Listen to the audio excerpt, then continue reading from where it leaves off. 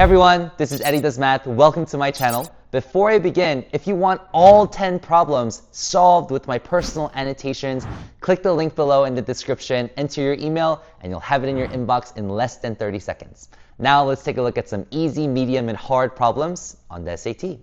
Let's get it. Some easy problems that show up are on ratios and percentages. Let's take a look at this first problem. On a street map, 2 inches represents 5 miles. So we can write this as 2 inches is to 5 miles as a proportion. Find the measure in square inches that correlate with 225 square miles. Well, the first thing we need to do is change these units to inches squared and miles squared. In order to do so, I'm going to square both of these values of 2 and 5 to get 4 and 25. Now, this can be set equal to, now that we have the same units of measure, to 225 miles squared. Well, 25 to 225, we just multiply by 9. So then we can multiply the top by 9 to get 36 inches squared. So our final answer, find the measure in square inches, 36 inches squared would be our answer. Number 2, percentages. What percent of 5 is 11? So is can be translated to equal in math, equal to 11. Of can be translated to multiply. So some percentage times 5 is equal to 11. So this percentage that we're looking for will be equal to 11 divided by 5. Well, 11 divided by 5 is equal to 2.2. Now let's take a look at what a percentage means. A percent means some x over 100. So now if we multiplied both sides by 100, x would equal 2.2 times 100, which means move this decimal point twice, we get 220. So what percent of 5 is 11? Our final answer would be 220%. Some more easy problems are on linear equations and systems of equations. Let's take a look at this first one. We love our word problems. One number, we don't know what it is 5 more than another number. 5 more than another number. Now 3 times the greater. So if x is equal to 5 plus y, x is greater than y, right? So 3 times the greater plus twice the lesser is 30. So now what we can do, we can use substitution here. So 5 plus y can be plugged into wherever an x is. So we have 3 times 5 plus y plus a 2y is equal to 30. Let's go ahead and distribute completely and solve this out. So we distributed the 3 to both terms, 5 and y. We got 15 plus 3y. Now we have 5y. We're going to subtract 15 on both sides, get that 15 on the right. Y will be equal to 3. Now it says to determine the numbers, plural, so we also have to look for what x is. That's easy because x is 5 plus y, and 5 plus 3 is 8. Let's take a look at this next one. A minus b is equal to 12, and b over 2 is equal to 10. Find the value of a plus b. Now this adds an extra level or dimension of difficulty to the problem because it's not just asking for A or B, but it's asking for the sum of A and B. So a lot of mistakes that students make is they forget to read the rest of the problem and they forget that they have to actually add both A and B. Well, B is really easy to solve here. B is 20. And once we plug in 20 into this first equation, we get A minus 20 is equal to 12. So A is equal to 32. Add these up and that final answer will be 52. Now let's take a look at some medium level problems. 5 will be on triangles. 5 and 6 will be on triangles. An equilateral triangle has a perimeter of 1,500 feet. So here is an equilateral triangle, meaning all the sides are equal. And let's combine that there. So if it has a perimeter of 1,500 feet, that means each of these sides will be 500 feet. If the height of the triangle, if the height of this triangle is equal to x radical 3, what is the value of x? Well, there is a trick that we can use for this, but I will share that after we solve the problem. But do you see that we have a right triangle here? And since we have an equilateral triangle, all the angles are 60 degrees. So the base angle here is 60 degrees, meaning this is 30 degrees. We have a 30, 60, 90 triangle, really important ratio, special right triangle to know. Now we know that this side is 250, this side is 500. That makes sense because half of 500 is 250. And in a 30, 60, 90 triangle, we take the shortest leg, multiply by 2 to get to the hypotenuse. So what does that give us for the height? Well, we multiply the shortest leg by a radical 3 to get to the longer leg. So what is x? X is equal to 250. Now, here is the trick.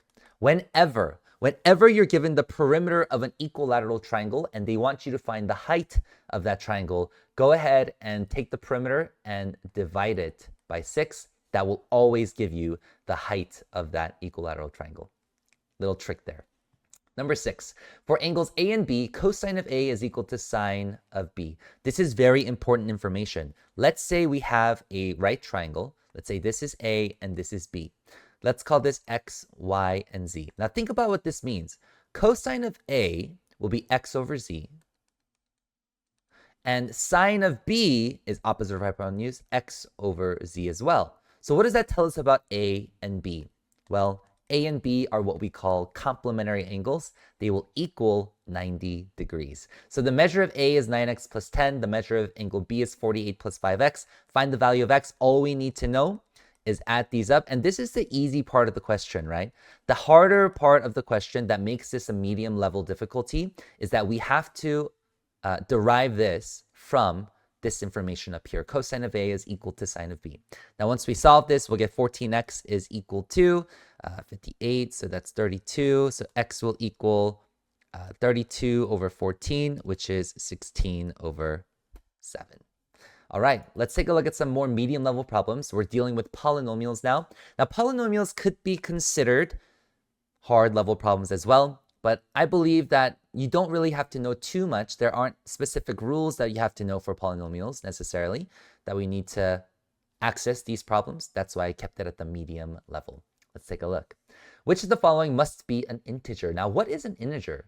An integer is any whole number that could be positive or negative, including 0. So anything from -3, -2, -1, including 0 to 1, 2, 3, and onward.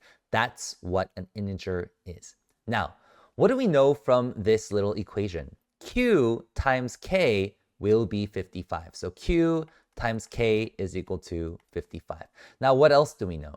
We also know that P times K plus Q times H will be equal to B. And I should have also mentioned that P, Q, H, K are all integers. If without that information, we're unable to solve this problem. So we're going to say this is all integers. Integer is represented by this symbol Z with a double bar. We also know that P times H will be equal to A, right? These coefficients of X will multiply to give us that A. So now let's take a look at all of these here. 55 over Q. Well, K is an integer. Q is also an integer. So if K is equal to 55 over Q, then K is an integer. So yes, this is correct. B, when we multiply integers together, we get an integer as well. So if we add two integers, we're still going to get an integer. So B is also an integer. Now A over H, that means P is equal to A over H. P is an integer. And when we multiply by a negative, still remains an integer, just on the other side of 0 on the number line.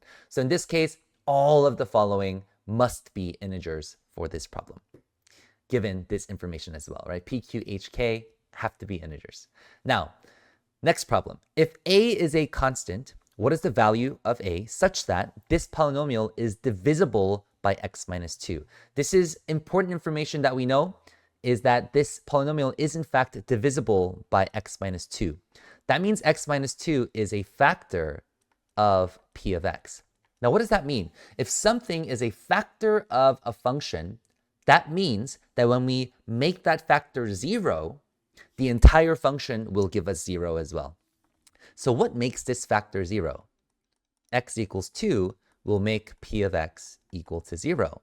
Another way to write this is to say p of 2 has to equal 0. And now what does that give us? P of 2, if we plug into all the x's that we see, will give us a times 2 cubed minus 6 times 2 plus 2a, and this has to equal 0. recognize that the only variable left here is a, so we're able to solve for it. We have 8a plus 2a. Now, negative 6 times 2 is negative 12. We're going to move it to the other side to make it a positive 12. 10a is equal to 12. That gives us a is equal to 12 over 10. This is simplifiable. We get 6 over 5. Boom. There we have it. Now, let's take a look at some hard level problems. Completing the square can be difficult because oftentimes students forget and make common mistakes. And I'll show you what I mean by that. In this case, we're not asked to have this set equal to 0, but we need to focus on adding whatever we're adding to one side of the equation to the other side of the equation as well.